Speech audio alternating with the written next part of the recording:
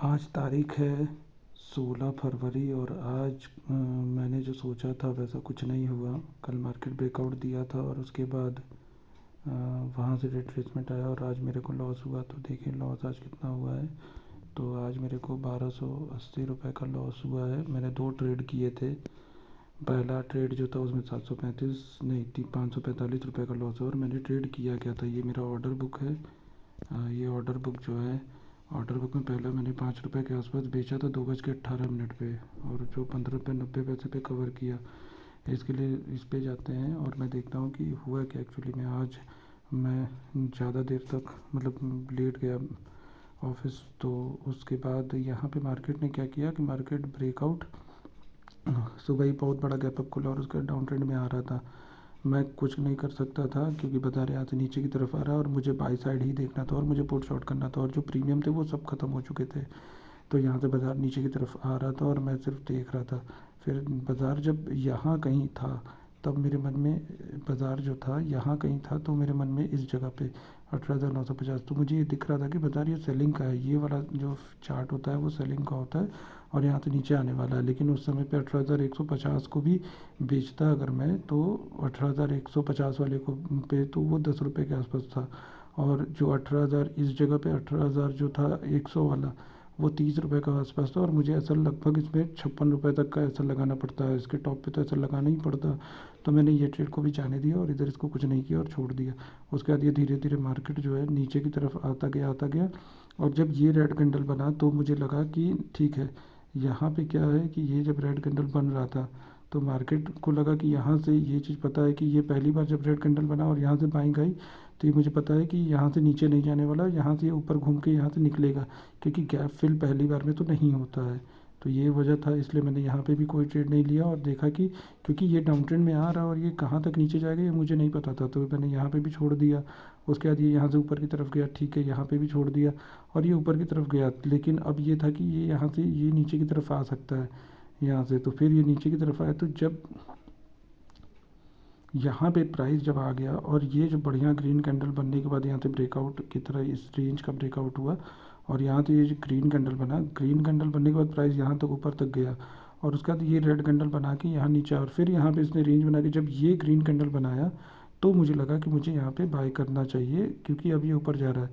लेकिन फिर भी मैंने यहाँ से लेकर के मैंने ट्रेड डाला, कितने बजे मैंने ट्रेड डाला है, लगभग 2:18 पे, और मैंने 18,050 का पुट लिया 2:18 पे। यानी अगर देखा जाए तो 2:18 के आसपास जो प्राइस था वो यहाँ ग्रीन बना 2 बज के ये था 14, ये 2:15, यानी यहीं कहीं जब ये आया तो मैंने यहाँ कहीं लिया इसको। और मैंने असल सिर्फ इस लो को पकड़ा हुआ था और 15 रुपये का 10 पॉइंट का असल डाला था। इसने मेरा यहाँ पे असल कर दिया।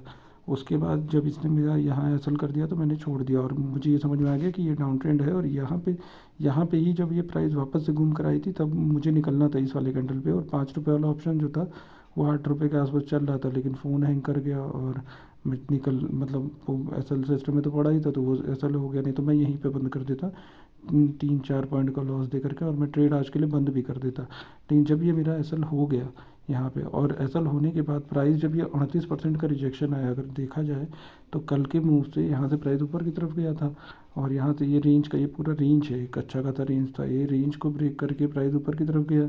अब ट्रेंड में 23% को इसने माना नहीं, तो यहाँ पे था कि ये इसका 38% का रिजेक्शन है और ये गैप भी है। तो अगर यहाँ पे जब मैं दोबारा से देखा जाऊँ तो दोबारा से टाइम पे क्या हुआ कि ये जो था यहाँ पे ये इसने ये गैप गैप भी लगभग फिल कर दिया यहाँ पे इसने। और ऊपर से प्राइस, तो ये इतना बड़ा फॉल आने के बाद जब प्राइस वापस यहाँ तक रिट्रेस किया, अगर इसको नीचे आना था तो इस यहाँ पे जितने सेलर थे इनको इसने निकाल रखा है। और उसके बाद वही काम ये दोबारा से यहाँ कर रहा है। तो मैंने दोबारा से यहाँ 18,000 अगर देखूँ तो दोबारा से मैंने 2:49 में 27 रुपये का बेचा 18,100 वाला इस बार। और यहाँ पे प्राइस चल रहा था 18,100 वाला, यानी थोड़ा सा। और मैंने फिर उसमें ऐसा लिया सोचा, लेकिन बाज़ार मेरे अगेंस्ट गया और मेरा फिर से ऐसा हो गया। और हाँ, ये है कि 2-3 पॉइंट ज़्यादा ऐसा हुआ, लेकिन आगे से ध्यान रखूँगा। अब कल के लिए क्या है, कल के लिए अभी से मैं कुछ नहीं कर सकता क्योंकि मार्केट में अगर मैं फिर से देखूँ तो मुझे लगता है कि ये तो अभी बंद कर देने लायक है। और उसके अलावा अगर मैं कल के लिए देखूँ तो मार्केट में फिर से बड़े टाइम फ्रेम पे आते हैं, तो यहाँ मुझे दिख रहा है कि बाज़ार ने इसका ब्रेक किया। अब हो सकता है कल यहाँ तक आए, प्राइस इस रेंज में वापस से यहाँ तक आ जाए और ऊपर जाए, या क्या करेगा वो पता नहीं, गैप डाउन खुलेगा, गैप अप खुलेगा। लेकिन अगर नीचे से मैं देखूँ और यहाँ से ये पॉइंट सबको देखूँ, तो मार्केट एक ये हाई है, फिर ये लोअर हाई है, फिर ये लोअर हाई है, फिर ये लोअर हाई है। तो जब तक ये लोअर हाई के ऊपर रहेगा तब तक तो बाई साइड ही दिखाएंगे। और यहाँ पे एक सपोर्ट भी है, इसका यहाँ पे रीटेस्ट करके मार्केट ऊपर जा सकता है, लेकिन अब कल देखते हैं क्या करना है। अभी के लिए तो कुछ नहीं, लेकिन हाँ ये है कि जहाँ से इसने सेलिंग आया है, अगर कल गैप अप खुलता है यहाँ पे, अगर गैप अप खुलता है और इसके ऊपर से निकलने लगता है, तो फिर यहाँ तुरंत इसका पुट बेचने का सोचूंगा।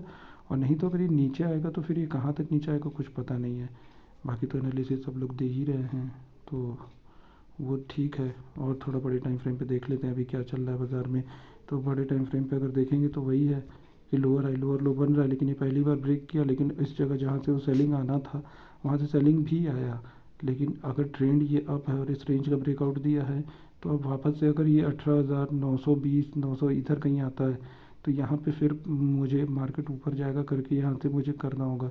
लेकिन अगर कल बड़ा गैप डाउन खुलेगा तो फिर बहुत तेज़ी से प्राइस नीचे भी आएगा, क्योंकि ये गैप डाउन खुलने के बाद ये पूरा ब्रेकआउट जो ये मूव आया है यहाँ वाला, ये मूव ख़त्म हो चुका होगा और बाज़ार तेज़ी से नीचे आएगा, तो फिर इसके पीछे वाला कॉल शॉर्ट कर सकते हैं। ठीक है।